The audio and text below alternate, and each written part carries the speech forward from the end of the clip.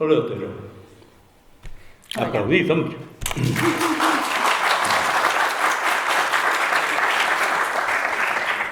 Es la segunda vez que tenemos a Sol aquí. Así es. Un placer. Muchas gracias por invitarme de nuevo. Y además es que nos ha hecho este cartel que es una preciosidad, vamos. Y además que condensa de una manera muy inteligente mucho de lo que es el cómic, basándose en las onomatopeyas, que es algo que a veces mucha gente olvida, de que forma parte esencial de lo que es un cómic.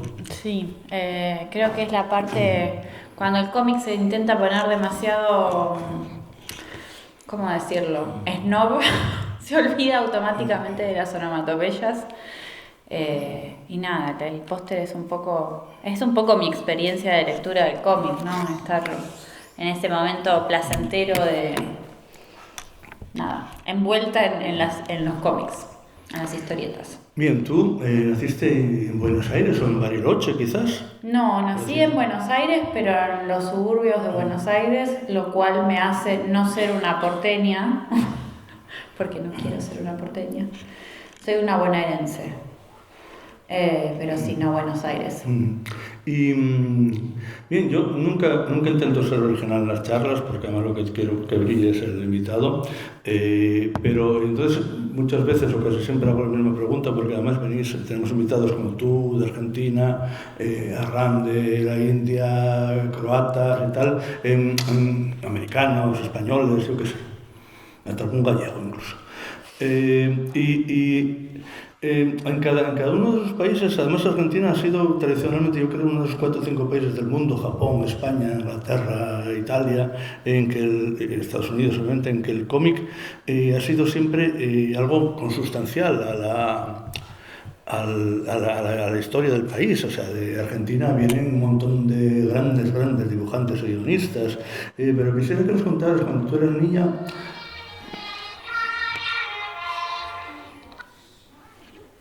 disculpad. ¿Cómo vivías tú el mundo de la historieta, del cómic? ¿Qué era lo que leías? ¿Qué era lo que...? Bueno, vamos a silenciar. Disculpad. Pero bueno. Habla, porque vamos a intentar... Bueno...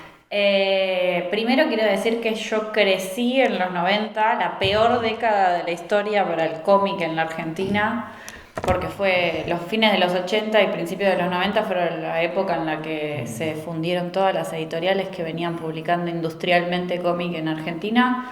Así que yo crecí en una época en donde en realidad había un vacío editorial bastante grande. No tuve el acceso que tuvieron las generaciones anteriores a leer la mayor parte de los autores argentinos previos a esa época, porque los libros no existían en esa época en el mercado. Entonces, lo que más leía yo era Mafalda y Asterix, pese a lo que diga Carla Berrocal, es realmente lo que había en mi casa para leer. Y leía mucho Patoruzú, que no me terminaba de gustar demasiado, pero era lo que había en el kiosco y lo compraba y lo leía.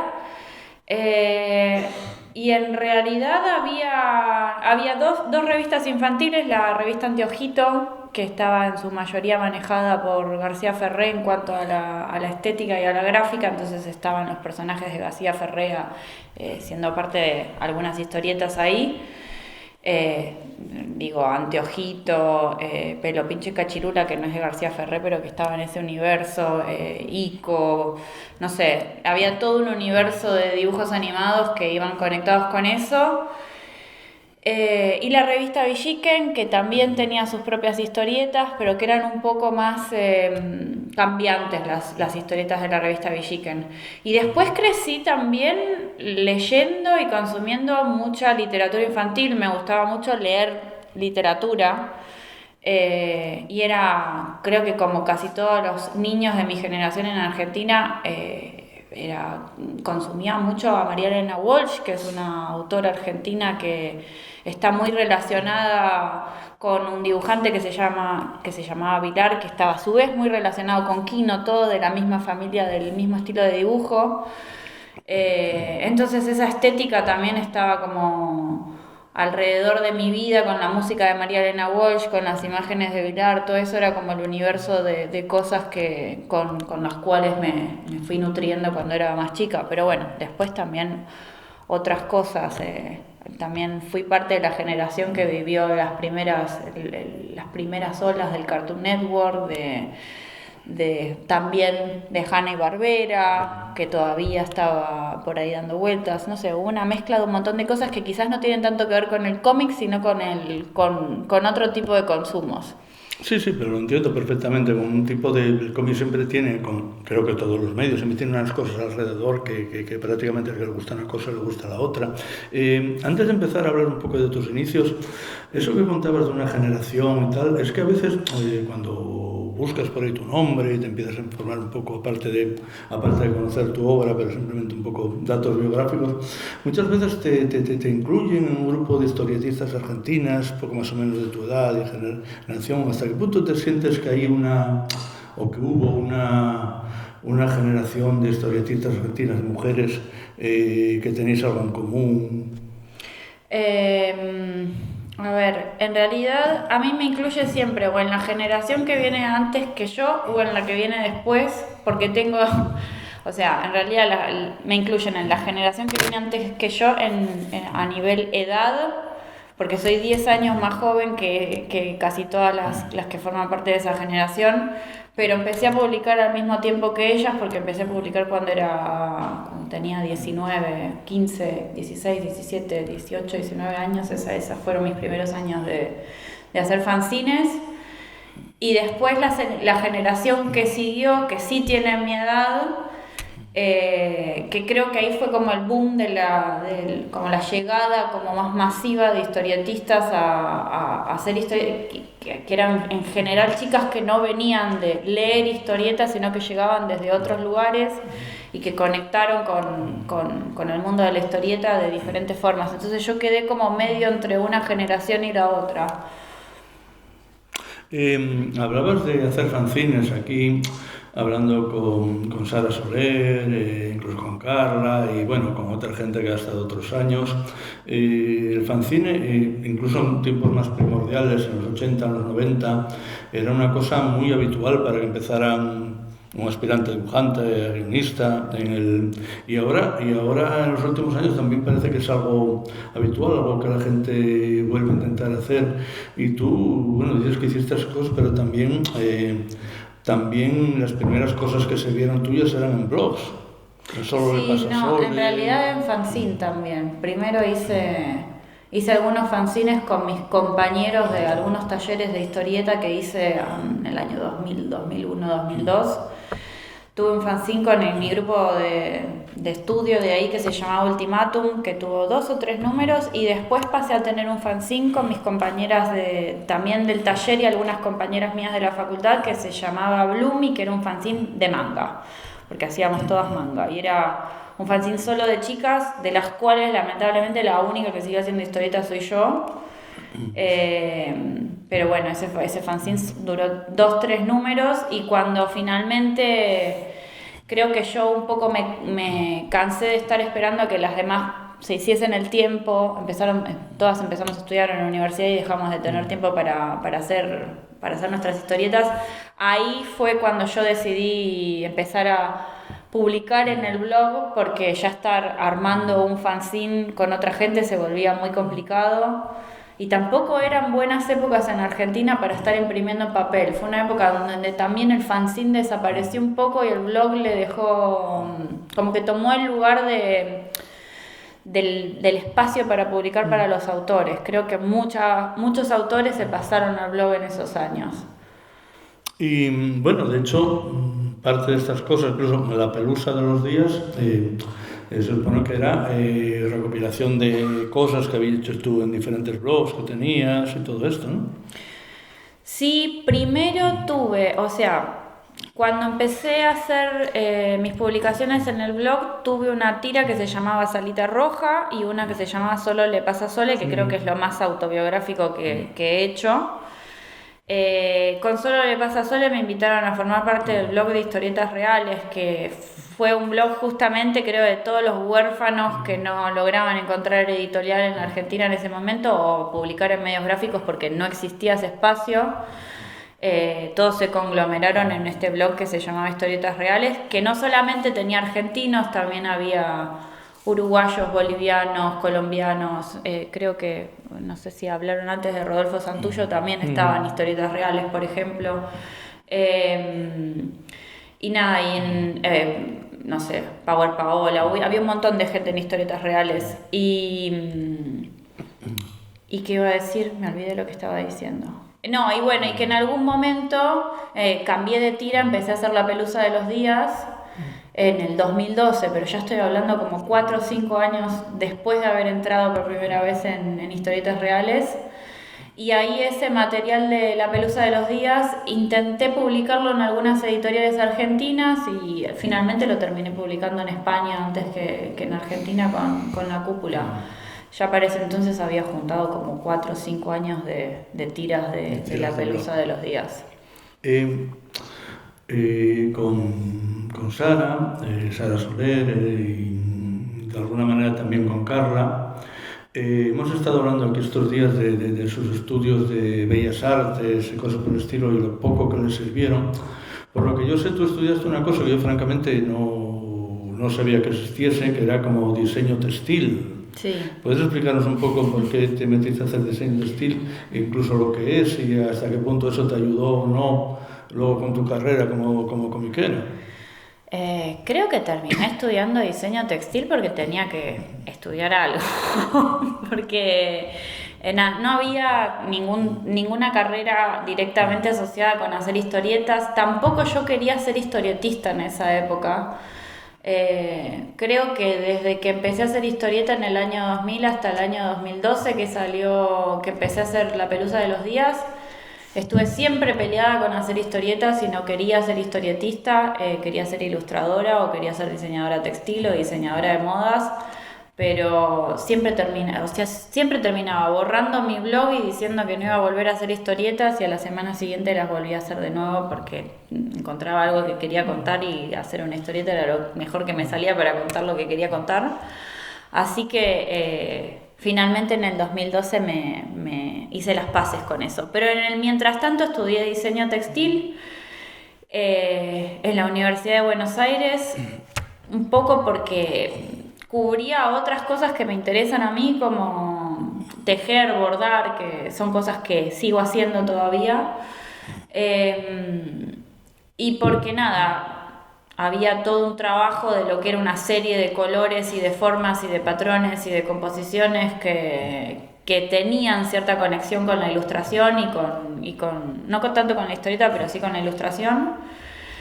Y nada, y la verdad es que terminé la carrera un poco pensando que no me había servido de nada para lo que terminé haciendo después, que fue ser ilustradora y historietista, pero con el paso de los años me fui dando cuenta que todo lo contrario, que en realidad aprendí un montón de cosas en la carrera que fueron quizás como muy internas y no son tan fáciles de traducir específicamente, pero que me ayudaron un montón porque yo mis proyectos de novela gráfica generalmente los arranco siempre pensando en qué es la idea o qué es la raíz, el núcleo de lo que quiero contar y la manera en la que trabajo esa idea rectora.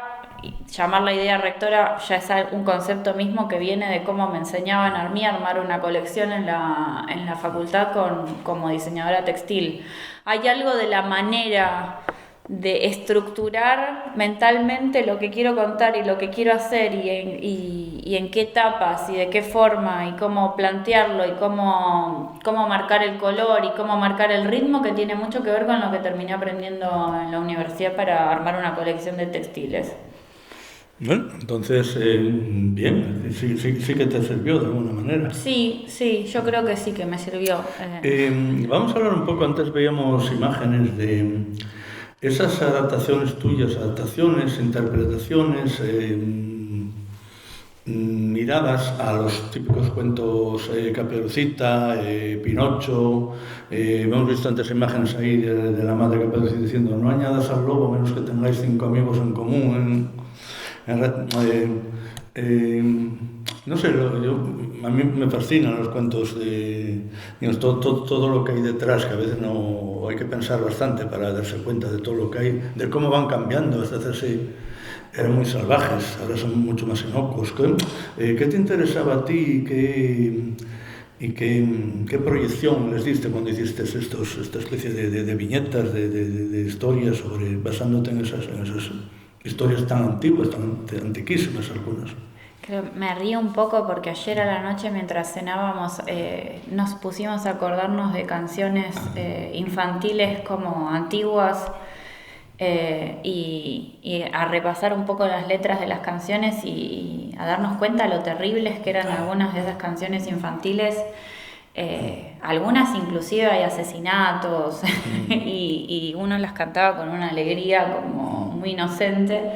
Y creo que eso a mí siempre me fascinó, o sea, en los cuentos de hadas está esa misma manera de pensar, que es como una manera de pensar cuasi medieval, de contar una historia con una moraleja terrible, que bueno, que después nosotros quizás, sobre todo mi generación, como que las aprendimos un poco atravesadas o filtradas ya por Disney, digamos, por como ya estaban como ayornadas y estaban edulcoradas, pero las versiones originales de alguna manera están como latentes en nuestra cultura, aunque las adaptaciones estén edulcoradas, y a mí me interesa cómo esas versiones originales han formado como estereotipos sobre los que nosotros pensamos y estructuramos nuestro pensamiento.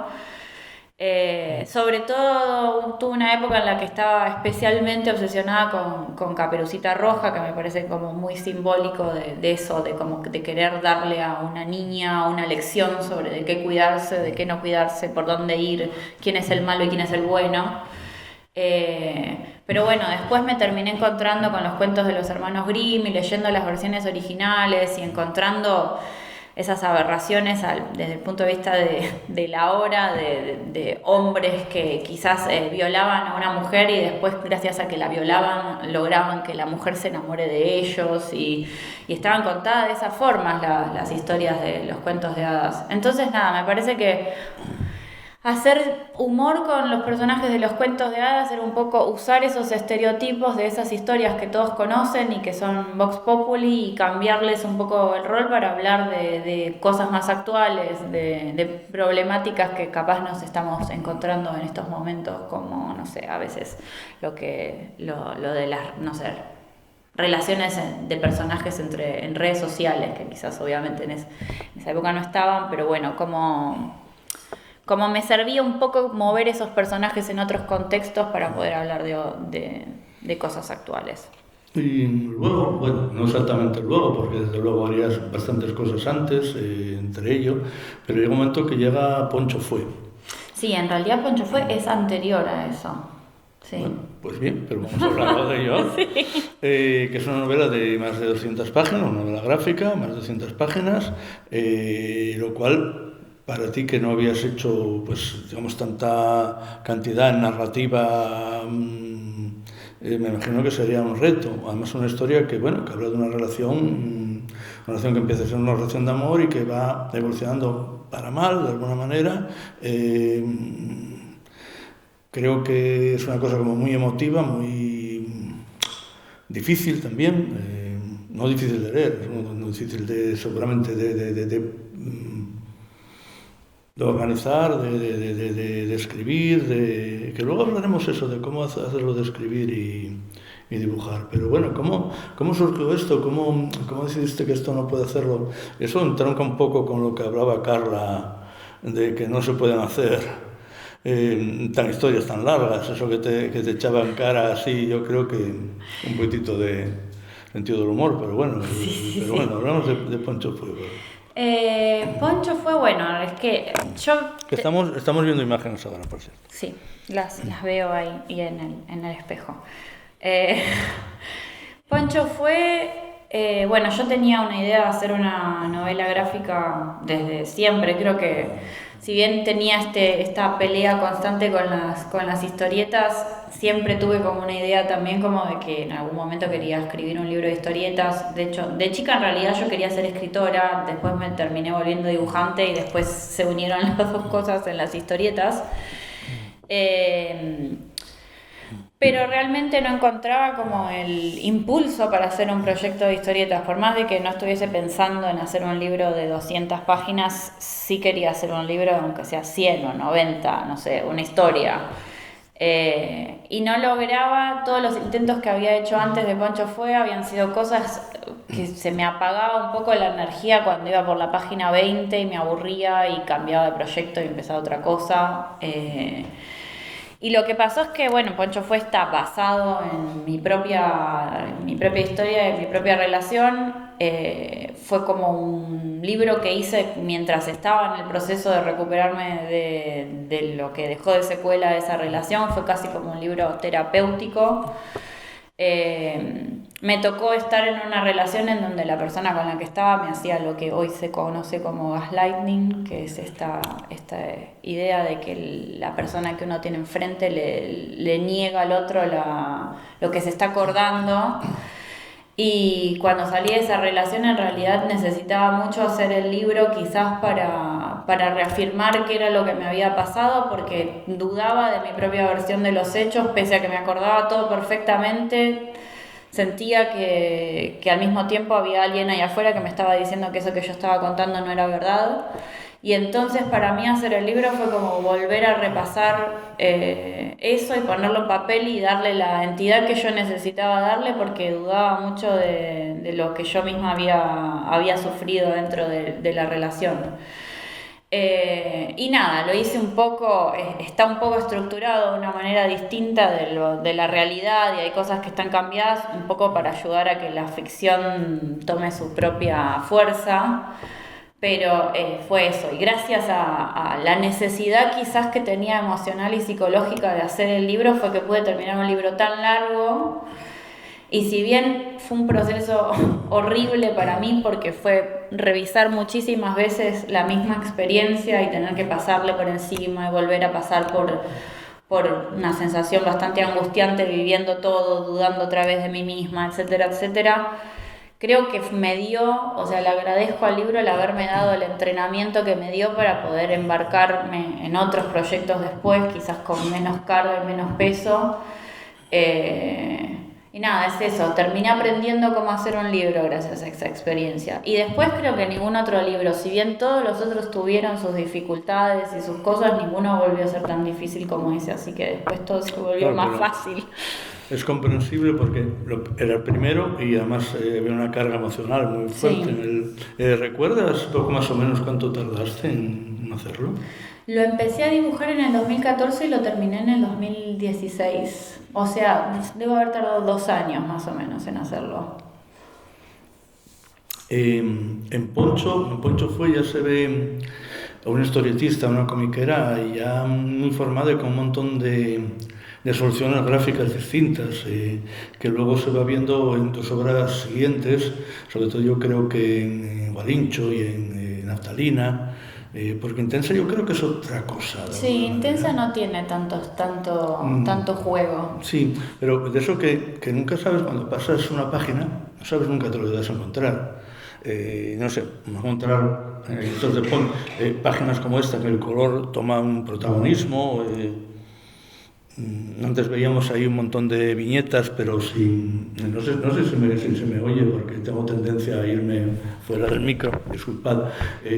Viñetas pequeñas, sin el margen, todo dando una sensación que es absolutamente narrativa, es a veces absolutamente descubrimientos gráficos, que seguramente algunos no te funcionarían en un momento y tirados por otros lados, pero siempre intentando buscar, creo yo, la manera más capaz o lo que más te gustaba para contar lo que tenías dentro, ¿no? Sí, eso creo que viene un poco primero, bueno, realmente tiene que ver un poco con Quino, porque más allá de Mafalda, toda la obra posterior de Quino, que me gusta todavía más que Mafalda. A mí también. tienes, no sé, tuve la suerte de también poder leerla cuando era chica y quizás embeberme de eso y aprender un montón sobre la destreza que tenía él para jugar con la página y con los recursos de la historieta para usarlos como parte no sé, de los recursos. Realmente él sabía usar muy bien los recursos de la historieta y explotarlos al máximo para hacer sus chistes. Y después, acompañado de eso, más tarde en el tiempo llegué a otros historietistas como creo que el máximo ejemplo es Chris Ware, de gente que usa los recursos de la historieta de otras formas. Bueno, también cruzarme con el libro de Scott McCloud y aprender un poco los recursos de la historieta.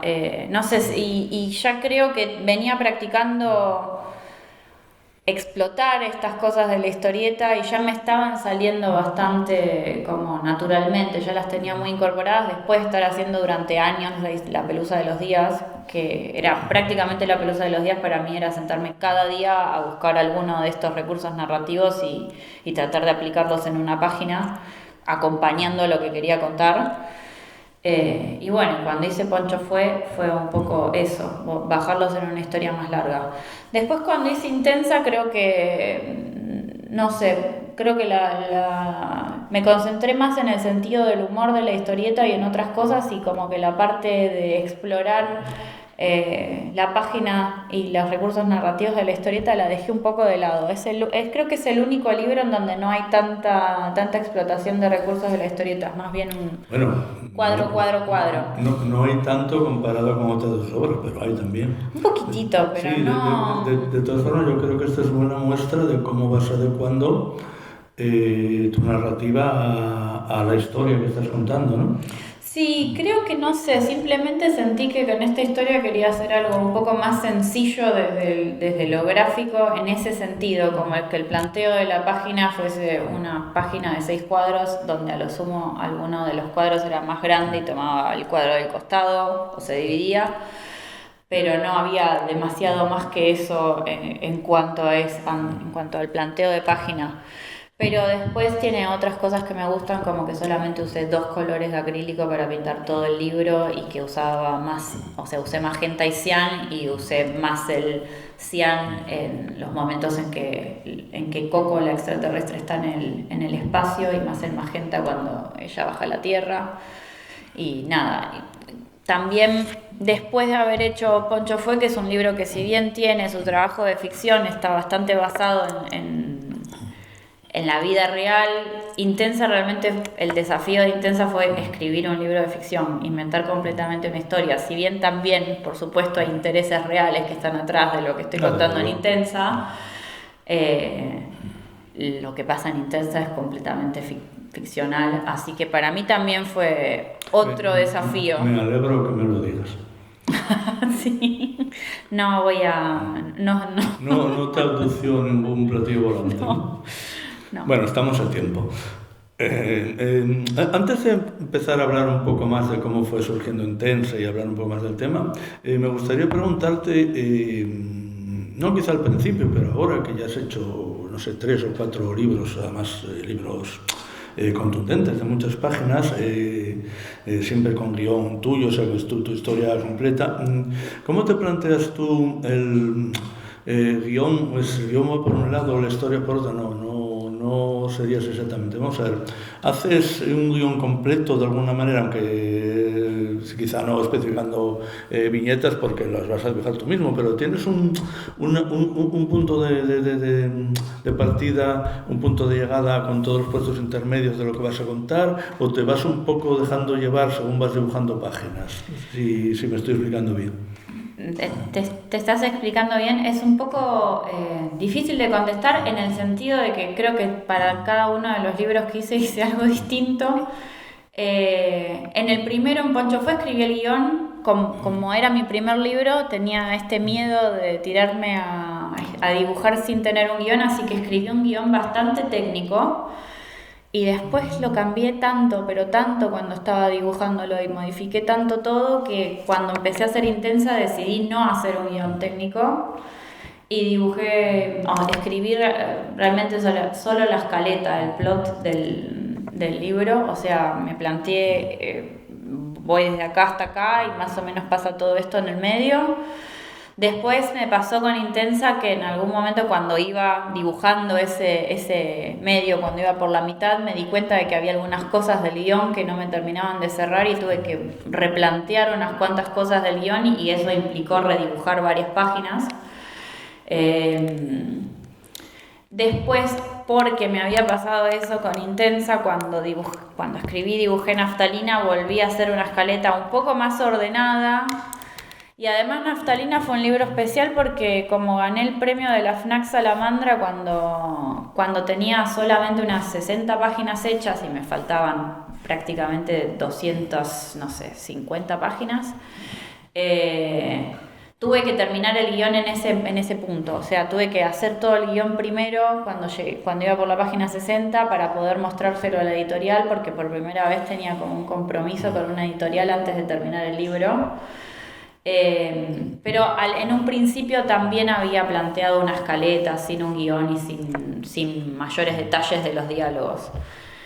En Gualicho volví a hacer de nuevo lo mismo, hice una escaleta, después me pasó lo mismo que con Intensa, más o menos en la mitad del proceso del libro decidí hacer un cambio muy grande en el guión y tuve que redibujar prácticamente la mitad del libro.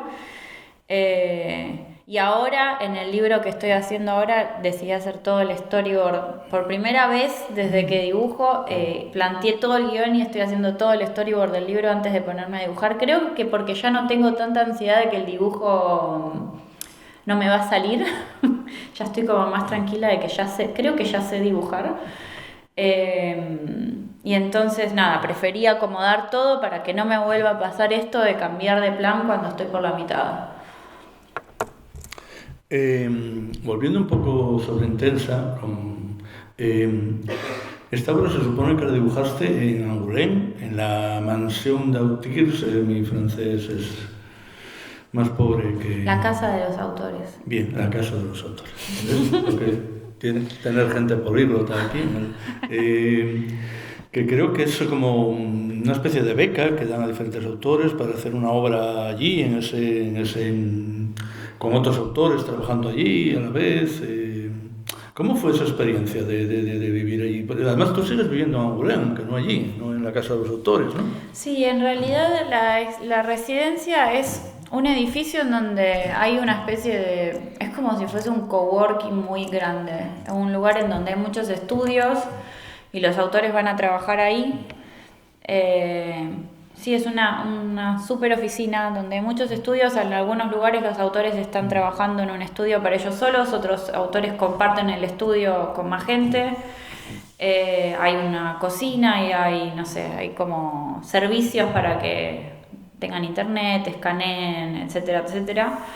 Pero después los autores no viven ahí, viven en departamentos, en pisos que están afuera de la residencia y que para algunos autores pertenecen a la residencia. Yo la primera vez que fui tuve un piso que era de la residencia, o sea que por un tiempo no tuve que pagar el alquiler porque me daban un lugar para vivir.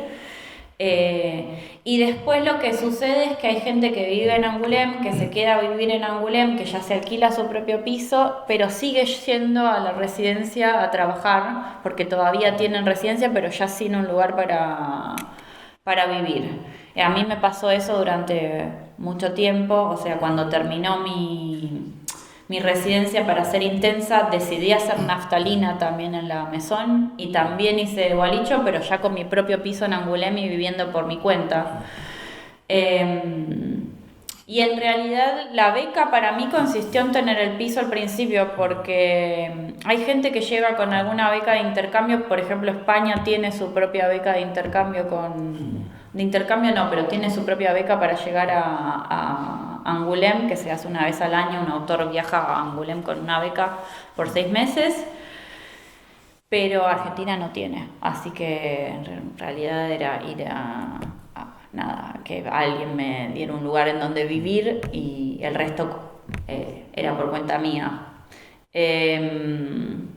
Y bueno, nada, eso. Hay un montón de gente que llega a Angoulême, que hace la residencia, que se queda, dependiendo de cuánto tiempo pidieron para trabajar en el proyecto, se quedan de 2 meses a 1 año.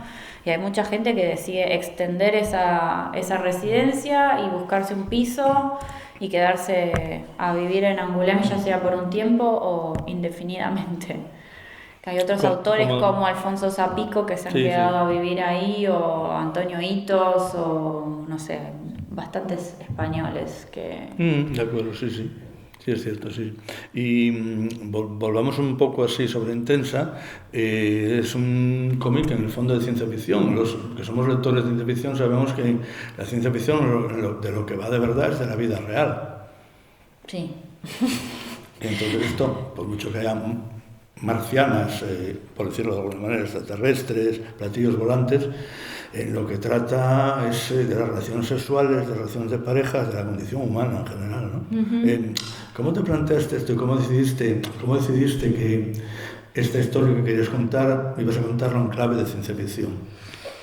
La verdad, cuándo fue el momento exacto no me puedo acordar. Creo que me pasó que leí un cómic de una autora mexicana que se llama Inechi, que era también una historia con aliens, pero era como algo muy distinto en Ciudad de México. Y creo que me hizo clic de que yo quería contar una historia que tuviese que ver con la obsesión amorosa y con esta manera como medio poco sana de estar obsesionado con alguien. Y se me ocurrió que nada, que podía como fusionar esos dos mundos. A mí siempre me había gustado mucho la ciencia ficción. Tenía ganas de dibujar algo de ciencia ficción, estéticamente me parecía como atractivo. Y nada, uní un poco eso, que fue un poco también lo mismo que me pasó después con Gualicho, como que hacía rato que quería hacer algo de terror y busqué cosas de la vida real y cómo meterlas adentro del universo del terror. Quizás a mí lo que me pasaba era que la mayor parte de las lecturas de ciencia ficción o de las películas de ciencia ficción que más me gustaban, el planteo de realidad o los temas de realidad que se discutían por detrás tenían más que ver con cosas más sociales y políticas, quizás como de un universo más amplio. Pero bueno, me la jugué a hacer algo como muy personal y muy de la intimidad de una persona más que de una sociedad. No es tan política intensa, tiene más que ver con problemas más íntimos. Y luego llega Naftalina, que estamos viendo ahora imágenes, ahora desde hace un momento. Es una especie de crónica familiar, pues quizá por la historia de Argentina. No sé, es que vemos, venías de una historia muy personal, como era Poncho, una historia de ciencia ficción, aunque ya hemos hablado de que efectivamente basada en vida humana. Y ¿cómo es este cambio, no de registro, pero bueno, el decidir ahora hacer Naftalina? Naftalina en realidad de todos los proyectos que tenía era el más viejo, porque Naftalina a mí es una idea que venía masticando, digamos, desde que falleció mi abuela, que es el personaje que inspiró el libro. Lo tuve durante mucho tiempo dando vueltas como idea, inclusive antes que Poncho, pero como que no terminaba de encontrar la forma en la que yo quería contar esta historia. Y en realidad cuando terminé Poncho pensé en hacer Naftalina, escribí esa primera escaleta de lo que iba a ser Naftalina, más o menos busqué todas las ideas, pero me di cuenta de que Poncho había sido un libro muy muy pesado emocionalmente y de que no quería embarcarme en otro proyecto que tuviese tanto peso emocional y que fuera tan personal para mí, entonces preferí pasar a Intensa, divertirme un rato con otra cosa, reírme de otro tema y después volver a Naftalina. Y bueno, y cuando terminé Intensa creo que ahí me sentí como que ya tenía bastante madura, había estado pensando en Naftalina durante el proceso de hacer Intensa. Me pasó con Naftalina que me sentí como cansada de la técnica que ya llevaba 2 libros usándola tanto en Poncho Fue como en Naftalina, que era el lápiz y el acrílico, también la había usado para esto, para siempre la misma historia. Estaba como un poco agotada de la técnica y al mismo tiempo fue un periodo en el que encontré como otra manera de dibujar que tenía más que ver con una forma de estilizar los cuerpos con la que me sentía más cómoda. Entonces hay como un salto estilístico entre Intensa y Naftalina, que se dio al mismo tiempo por eso, por haber vuelto al digital después de años de no haber estado trabajando en digital y por ese cambio de proporciones, digamos. También lo que vemos en Naftalina,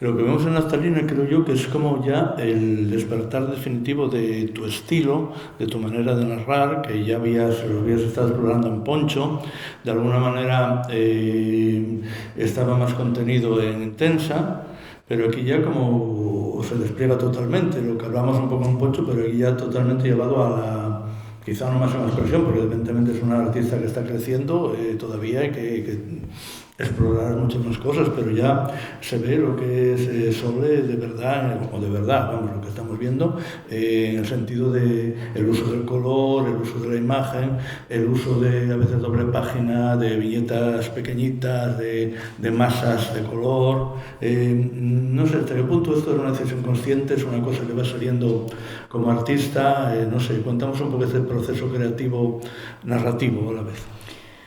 Me pasó un poco, creo que cuando empecé a hacer Naftalina, que justamente le pegué no diría una releída a Poncho Fue y a Intensa, porque casi nunca releo mis propios cómics, porque me dan mucha vergüenza y los odio. Pero volví a ver un poco por encima a Poncho Fue y me di cuenta esto de que en Intensa había como recortado los recursos narrativos que había usado en Poncho Fue y me planteé que, bueno, no, los quiero recuperar para Naftalina, quiero volver otra vez a usar las ideas que tenía para las páginas, me parecía como que era divertido.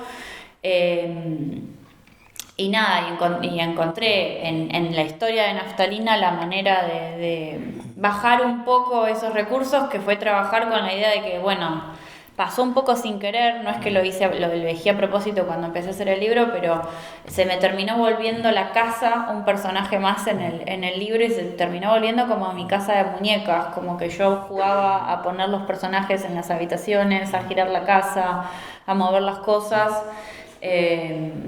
Y nada, y eso terminó también como formando parte de los recursos del cómic. Y llegamos a Gualicho. Sí. Tu última obra larga publicada hace relativamente poco, el año pasado. Noviembre del año pasado. Una obra que, por cierto, estuvo finalista en el Festival Celsus, que se presenta, que es un festival de literatura, bueno, de cómic, de todo fantástico, con lo cual ya sabemos, simplemente por este dato, que es una historia de un cierto corte fantástico. Sí. Antes de empezar a hablar un poco de eso, me gustaría saber, aunque sé que esta es una pregunta relativamente difícil, ¿cuál de estas obras, hablando sobre todo de Poncho, Intensa, Naftalina, Gualicho, cuál consideras, si es que se puede explicar, cuál consideras que es tu obra más personal? Creo que siempre que es un poco parecido cuando me preguntan cuál de mis libros es mi libro favorito. Es muy difícil, pero me cuesta un poco decidir siempre entre el último, porque creo que es el que más refleja en dónde estoy parada en este momento, y Poncho Fue, que es el primero, porque Poncho Fue para mí tiene algo tan personal y tan de mi necesidad emocional, y también es de todos, es el que más autobiográfico es realmente. Entonces hay algo ahí que siempre estoy entre el primero y el último. Pero Gualicho también tiene un montón de cosas que creo que tienen que ver con mis intereses, está todo como ensamblado de una manera en donde aparece todo. No sé, igual también es muy difícil esa pregunta. Creo que me pasa que es como cuando me preguntan cuál es mi película favorita o cuál es mi libro favorito, que si me preguntas hoy te voy a contestar algo diferente que lo que te voy a contestar la semana que viene. Sí, ya me imaginaba que iba a ser así, pero bueno, aún así creo que es interesante ver tu reflexión. En Gualicho nos encontramos con una historia que abarca no sé, un montón de años, 2 siglos prácticamente, una cosa así, donde 3 mujeres que tienen detrás como una historia, por lo menos una acusación de brujería, que se van al nuevo continente bueno, estamos hablando de componente fantástico, y hablas de componente familiar, de componente de generación tras generación, de historias cortas engranadas en otra mayor. ¿Qué te interesaba a ti de todo esto, de mujeres acusadas de brujería, de una historia que abarca una gran cantidad de tiempo? O quizá había otro elemento que te interesaba más para ir pergeñando lo que fue Gualicho. Me interesaban varias cosas al mismo tiempo. Creo que había una anécdota particular de la cual partí que tenía que ver con estas 3 hermanas y la relación que tienen con su cabra, a la que le ponen todo el peso de su energía. Que tiene un poco que ver con una anécdota familiar de unas tías que estaban obsesionadas con su perro que se estaba muriendo. Bueno, ese fue como el punto de partida de Gualicho, no tenía nada que ver. Pero empecé a escribir un poco alrededor de eso. Hacía rato que tenía ganas de escribir una historia de terror. Se me presentaron estos personajes como posibles brujas. Y nada, es que en realidad en Gualicho hay un ensamble tal de un montón de temas que a mí me interesaban tocar y de distintas anécdotas que en realidad lo que terminó, o sea, mi objetivo era contar 9 historias que se pudiesen sostener por sí mismas, por separado, pero que en las elipsis entre historia y historia se pudiese empezar a entender con un poco de esfuerzo qué era lo que estaba pasando entre estas 3 hermanas.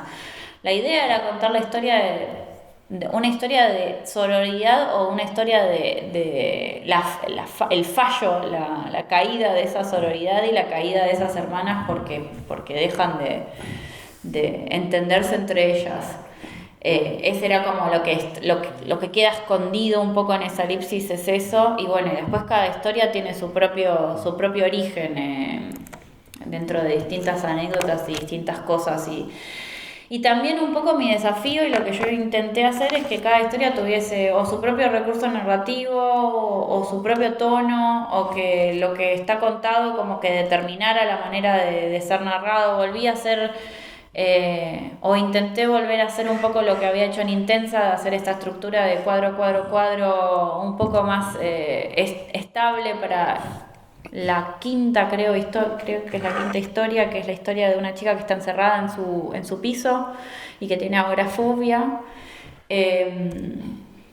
Y nada, y terminé o sea, mi idea para esa historia era un poco usar estos cortes transversales, como simulando o haciendo como un subrayado en lo encerrada que está ella en su propio departamento, en su propio piso. Que es un poco esto, como el recorte en plano de todas esas imágenes de costado. Y después, no sé, hay un diario íntimo de una nena, intenté buscar como diferentes formas de cruzar un montón de cosas que me tocan. También hay una historia que tiene un poco de lo que yo leía cuando en mis épocas de leer manga, que era esta estética de chibi, donde un personaje le cuenta a otro personaje algo que pasó en el pasado, pero lo cuenta con unos personajes chiquititos que son como unos mini muñequitos de ellos. Y nada, es eso. Hay muchas cosas juntas en Gualicho. Quizá es lo más complejo que hayas escrito y dibujado, ¿no? Sí, definitivamente sí. Pero bueno, era eso. Quería como salirme de la zona de confort y de los lugares por donde ya había pasado y explorar una manera nueva de contar.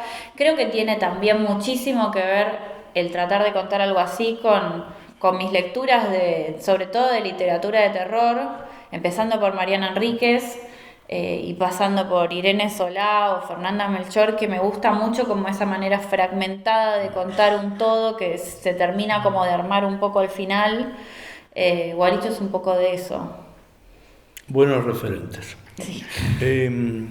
Y bueno, vamos como ya hemos explicado que el compañero Pérez no puede venir, vamos a alargar un poquitito más la charla, pero bueno, no mucho más porque hay un montón de charlas también muy interesantes luego.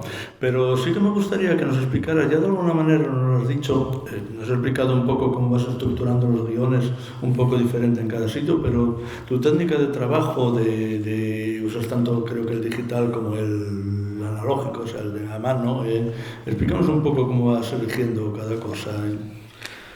En realidad es bastante rápido. Yo trabajo muy rápido. Creo que por eso puedo hacer libros tan largos. Como trabajo muy rápido, prácticamente paso de escribir el guión o lo que pasa en la página en un renglón a directamente plantear un primer boceto y ya directo paso a lo que sería la tinta y el color. No hago muchos pasos intermedios. Cuando lo hacía a mano, hacía en una hoja un boceto rápido muy, muy poco claro, de esos que creo que nadie más que yo podía entender.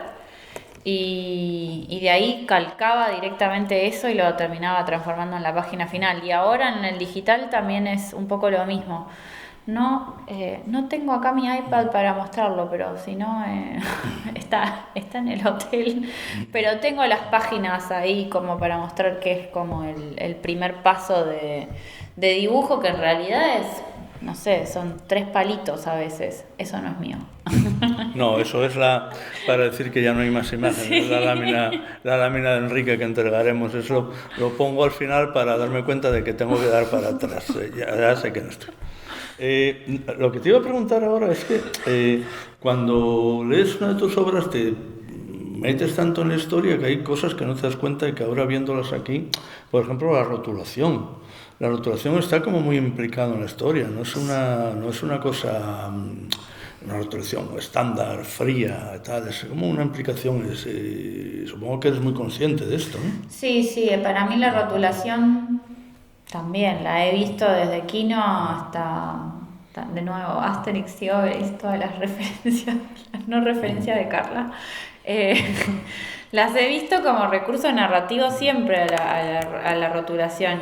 Y todas las veces que intentaba hacer rotulación un poco más tradicional con una letra de estándar de máquina, me pareció que no encajaban con el dibujo y que quedaban muy frías, así que siempre prefería hacer la rotulación a mano y darle la personalidad de lo que estaba pasando. Como acompañar también como, de nuevo, como el color es un recurso narrativo y la composición es un recurso narrativo y están los recursos narrativos de la historieta y de la ubicación y de la elipsis y todo eso, también el rotulado me parece otro recurso narrativo más. Así que cuando puedo lo uso. Y por eso también cuando los libros se han traducido en otros idiomas, también hago todo el rotulado, he hecho el rotulado de los libros en alemán sin entender una sola palabra de lo que estaba rotulando, pero lo hice yo. Cuéntanos un poco, hasta lo que sea posible, porque a veces los proyectos nuevos no se pueden, no se deben contar, pero hasta que lo que sea posible, cuéntanos un poco en qué cosas estás trabajando, qué va a ser lo próximo que veamos de Sole. Acabo de terminar un libro que es mi primer libro que hago con una guionista, o con una persona guionista. Necesitaba un poco seguir trabajando, primero que necesitaba plata para sobrevivir. Entonces decidí probar hacer algo para el mercado francés que no sea una novela gráfica, que es algo un poco más difícil no sé si de vender, porque editores interesados hay, pero no es algo que genere tanta retribución económica la novela gráfica, mismo en Francia. Entonces decidí armar un proyecto con una guionista para poder descansar un poco de la parte de escribir mientras hacía esto, y terminé armando un libro con ella sobre 2 amigas brujas. Es como una historia graciosa para diría niños o preadolescentes, en un universo fantástico con brujas de nuevo, un poco con una estética que me encontré muy cómoda haciendo eso y me divertí mucho, y la verdad que estoy contenta con cómo quedó. Todo esto lo acabo de terminar, va a salir publicado el año que viene y es el primero de una serie de 3 que van a salir uno por año durante los próximos 3 años. Y al mismo tiempo, mientras tener a alguien que escriba la historia me dejaba la cabeza libre, me puse a escribir mi próxima novela gráfica, que ya está, como decía antes, estoy terminando el storyboard, y que trata sobre un universo distópico muy cercano, como una especie de mundo postapocalíptico, pero no lejano en el tiempo, sino como algo muy, muy cercano. Es como un grupo de gente que, digamos, las cosas ya se estabilizaron después de este apocalipsis y están como buscando la mejor manera de conservar la cultura y la civilización humana y de sobrevivir en ese entorno donde se perdieron un montón de recursos. Así que fue buena experiencia trabajar por primera vez con alguien, con otra persona que hiciera el guión. Sí, fue una buena experiencia, porque sí, para mí dibujar en realidad es como, me pasa un poco que escucho a veces a colegas hablando de dibujar como si fuese una tortura, y para mí dibujar es como una cosa muy, muy relajante. Que me entretiene mucho, así que si no tengo que pensar demasiado, o sea, tengo que hacer el trabajo de plantear las páginas en un principio, pero después todo lo que es entintar y pintar para mí es un placer, así que no tener que estar haciéndome cargo de ninguna de las decisiones narrativas fue realmente una cosa muy, muy disfrutable. Y para mí también ha sido muy disfrutable esta charla con Sole, espero que para vosotros también, y también está siendo una experiencia muy grata volver a tenerla aquí, volver a contar, vuelvo a decir, con el cartel, una maravilla, y sobre todo oírla hablar, compartir unos días con ella, y creo que estaréis bastante de acuerdo conmigo, por lo tanto vamos a despedirla con un fuerte aplauso y desear que vuelva pronto. Muchas gracias. Y mientras tanto seguimos leyendo cosas suyas. Muchas gracias.